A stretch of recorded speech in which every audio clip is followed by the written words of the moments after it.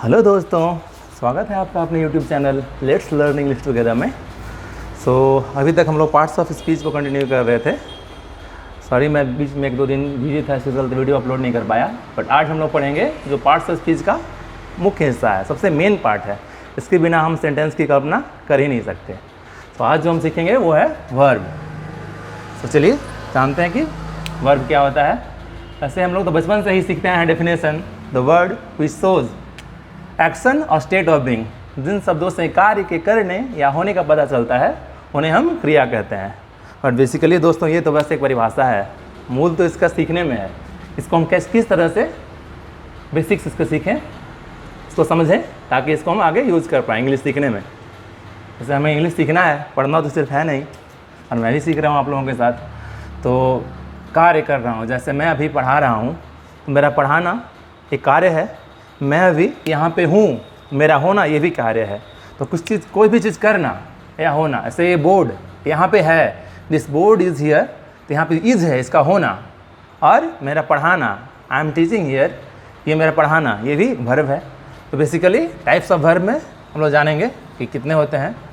Mainly 2 तरह के होते हैं। पहले तो 2 तरह से डिवाइड किया। फर्स्ट डिवीजन में ये 2 टाइप्स हम लोग पढ़ेंगे। पहले हेल्पिंग वर्ब और second main verb. Main verb में जो भी आप हम लोग वर्ड्स होते हैं, मेन वर्ड्स, तो हेल्पिंग वर्ब होते हैं छोटे वर्ब जो कि खुद तो काम कुछ भी नहीं करते। मतलब कि ये वो वर्ब हैं, मतलब इनका अपने आप में कोई अस्तित्व नहीं है, बट जो मेन वर्ब है उसके मदद करते हैं, इसीलिए इन्हें हम कहते हैं हेल्पिंग वर्ब और एक्सिलरी वर्ब। तो ये होते हैं is, am, are, was, were, has, have, had and so on, और भी हैं कुछ। तो हेल्पिंग वर्ब में हम लोग ऐसे कि आई एम हियर, मैं यहाँ हूँ, यहाँ पे एम मेरे होने को सपोर्ट कर रहा है, हेल्प कर रहा है। तो ये मेरे यहाँ होने का जो वर्ब है उसको यहाँ पे एम दिखा रहा है। दिस बोर्ड इज़ हियर, तो यहाँ पे इज़, यहाँ पे हेल्पिंग वर्ब हुआ। ओके, सो चलिए और आगे हम लोग सीखना शुरू करते हैं। सो हेल्पिंग वर्ब हो गया, और मेन है यहाँ पे जो हम लोग को जानना है वो मेन वर्ब है। मेन वर्ब क्या होता है? तो मेन वर्ब भी जो भी वर्ड्स जिनके हम लोग फॉर्म आगे बदल देते हैं, V1, V2, V3 वो आगे पढ़ेंगे। बट मेन इसका 2 तरह से वर्ब होते हैं हेल्पिंग वर्ब, ट्रांजिटिव, इनट्रांजिटिव। अब ट्रांजिटिव वर्ब किसे कहते हैं? तो वर्ब विच नीड्स ऑब्जेक्ट, जिन क्रियाओं को होने के लिए एक कर्म की आवश्यकता होती है। फॉर एग्जाम्पल हम लोग बोलेंगे मैं पढ़ाता हूँ, तो मैं पढ़ाता हूँ मेरा पढ़ाना है, बस सिंपल एक कार्य है। ये आ जाएगा इनट्रांजिटिव में, जिसमें कोई ऑब्जेक्ट रिक्वायर्ड नहीं होता है। जो होता है ना S + V + O, ये मूल एक स्ट्रक्चर है सेंटेंस का। इसमें क्या होता है कि सब्जेक्ट, ये जो वर्ब है ये, और एक ऑब्जेक्ट है। जहाँ पे ऑब्जेक्ट रिक्वायर्ड होगा तो हो जाएगा ट्रांजिटिव वर्ब, बट जहाँ ऑब्जेक्ट रिक्वायर्ड नहीं है वो हो जाएगा इनट्रांजिटिव वर्ब। सो अब हम लोग देखते हैं यहाँ पे एग्जाम्पल के थ्रू, ऐसे कि आई टीच। बस सिंपल है कि मैं पढ़ा रहा हूँ, मैं पढ़ाता हूँ, बट मैं क्या पढ़ाता हूँ, यहाँ पे ऑब्जेक्ट तो है ही नहीं। तो ऑब्जेक्ट क्या है? तो आई टीच इंग्लिश, मैं इंग्लिश पढ़ाता हूँ। जब यहाँ पे ये ऑब्जेक्ट आ गया, इंग्लिश ऑब्जेक्ट, तब ये हो जाता है ट्रांजिटिव वर्ब। दोस्तों देखिए, बहुत ही बेसिक्स में बारीकी सिखा रहा हूँ। इंग्लिश तो हर जगह हम सीखते हैं, बुक्स में, टीचर्स से, बट बेसिक्स जो होता है ना, जो कैसे इसको हम प्रैक्टिकली सीखें, मैं प्रैक्टिकल बता रहा हूँ दोस्तों। तो हमें प्रैक्टिकल अप्रोच के साथ सीखना है ताकि हम इसको यूज कर सकें। हमारा ये जो पढ़ाई है ये अप्लाइड, ये अप्लाई हो सके कहीं भी, अप्लाइड ग्रामर मेरा मुख्य उद्देश्य यही है। सो अगर आपको चैनल अच्छा लग रहा हो प्लीज़ इसे ज़रूर कीजिएगा अपने दोस्तों के बीच, तभी मुझे और ही अंदर से हौसला बढ़ेगा कि मैं और अच्छा अपने काम को और बेहतर बनाते हुए शेयर करूँ। तो ये ट्रांजिटिव वर्ब है कि मैं पढ़ा रहा हूँ, तो मैं इंग्लिश पढ़ा रहा हूँ, यहाँ पे ऑब्जेक्ट आ गया इंग्लिश, इसलिए ये ट्रांजिटिव हो गया। बट अगर सिर्फ आई टीच रहता तो ये इनट्रांजिटिव था।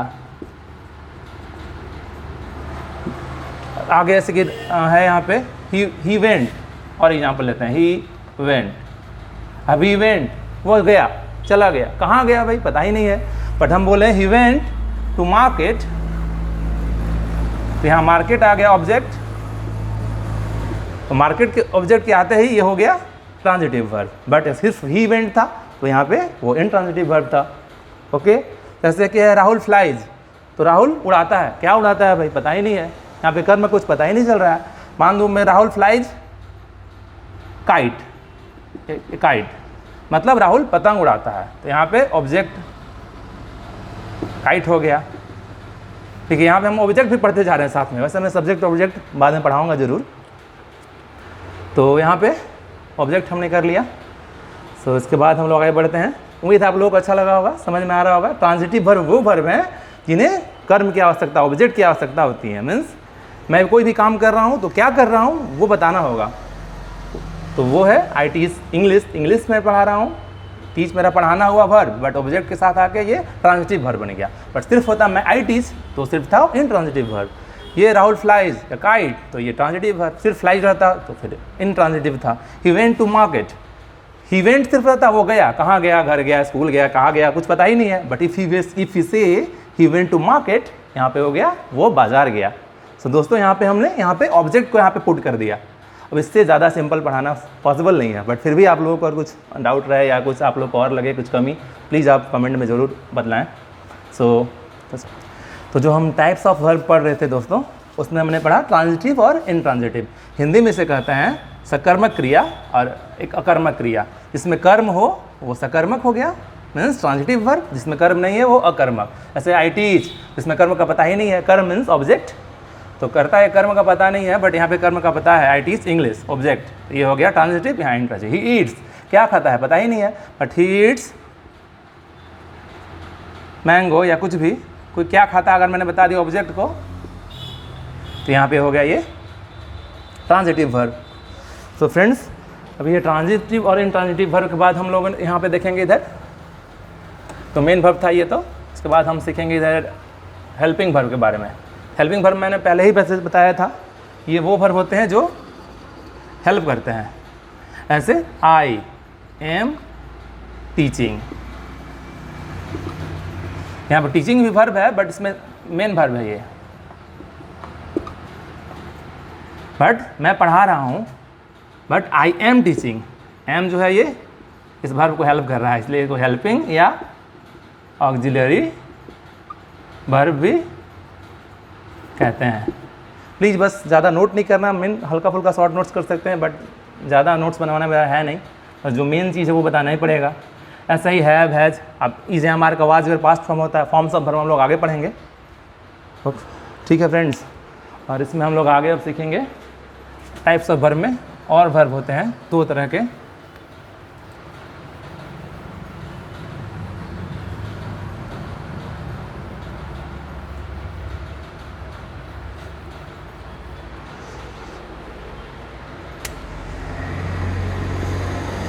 पहला फाइनाइट वर्ब्स, दूसरा non finite.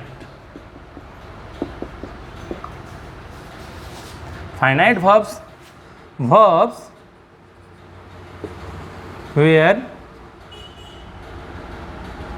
rules of tense is applied, जहाँ पे टेंस का रूल अप्लाई होता है उन्हें हम लोग फाइनाइट वर्ब बोलते हैं। जो भी मेन वर्ब्स है ना दोस्तों, जो भी मेन वर्ब्स हैं उसको हम लोग फाइनाइट वर्ब्स कहते हैं। जिसमें जैसे कि V1, V2, V3 ऐसे मैं पढ़ा रहा हूँ अभी, तो teach, taught, part fast form हो गया इसका, ये भी टॉट होता है। राइट, रोट, रिटेन, जहाँ भी ये वर्ब के फॉर्म्स अप्लाई हो रहे हैं ये हो जाएंगे फाइनाइट वर्ब्स। मीन्स ये लिमिटेड है इनका यूज़, हम क्या कर रहे हैं निश्चित। और ये नॉन फाइनाइट्स हैं, ये अलग चैप्टर ही दोस्त। इनसे बोलते हैं हम, तीन तरह का होता है, इन्फिनेटिव, जिरंड, पार्टिसिपल। ये अलग फॉर्म्स ऑफ वर्ब्स हैं। तो ये वो वर्ब्स हैं जो कि हम बाद में पढ़ेंगे, इन अलग क्लास ही, शॉर्ट क्लास में ले लूँगा एक नॉन फाइनाइट वर्ब्स का। और वर्ब्स जहाँ पे टेंस का रूल अप्लाई होते हैं, टीज, टॉट, टॉट, जैसे मैंने बताया V1, V2, V3 में, राइट टू डिटेन, ऐसा ही जितना भी होता है फॉर्म्स ऑफ वर्ब हम अलग से पढ़ेंगे, फॉर्म्स ऑफ वर्ब्स अलग से पढ़ेंगे। सो दोस्तों उम्मीद करता हूँ कि अभी तक आप लोगों के जी बेसिक्स जो वर्ब होते हैं, टाइप्स ऑफ वर्ब, वो ज़रूर समझ में आया होगा। जो मैंने बताया कि काम के होने या करने, मैं जो भी कर रहा हूँ या मैं जो जहाँ भी हूँ या कोई भी काम जहाँ हो रहा है, बोर्ड पे लिखा जा रहा है, मैं आपको समझाने का प्रयास कर रहा हूँ, मेरा प्रयास करना, जो भी करना है या होना, मेरा यहाँ पे हो के प्रयास करना, मेरा यहाँ होना भी वर्ब है और सिखाने का प्रयास करना भी वर्ब है।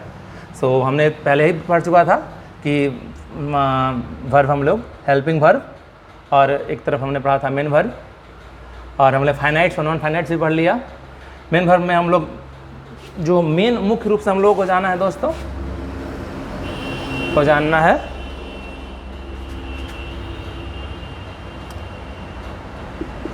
ट्रांजिटिव वर्ब, इसमें वर्ब प्लस ऑब्जेक्ट होना चाहिए, और दूसरा इनट्रांजिटिव बताया था जहाँ पे वर्ब के बाद ऑब्जेक्ट नहीं होता है। तो आशा करता हूँ दोस्तों आप लोगों को वर्ब अभी तक समझ में आया होगा। जी इसको देख लीजिए थोड़ा सा। सो बहुत ही सिंपलर वे में मैंने पढ़ाया है और साथ में मैं भी सीखा। और प्लीज़ चैनल को लाइक सब्सक्राइब अपने दोस्तों को भी शेयर ज़रूर करें, और जो भी कमी हो या जो भी लगता है कि और बताना चाहिए मुझे, तो मैं उसमें और भी भरपूर प्रयास करूँगा। मिलते हैं पार्ट्स ऑफ स्पीच के अगले एपिसोड में, सेशन में। Thank you very much. Please like subscribe and share this channel. Thank you. तब तक के लिए जय हिंद।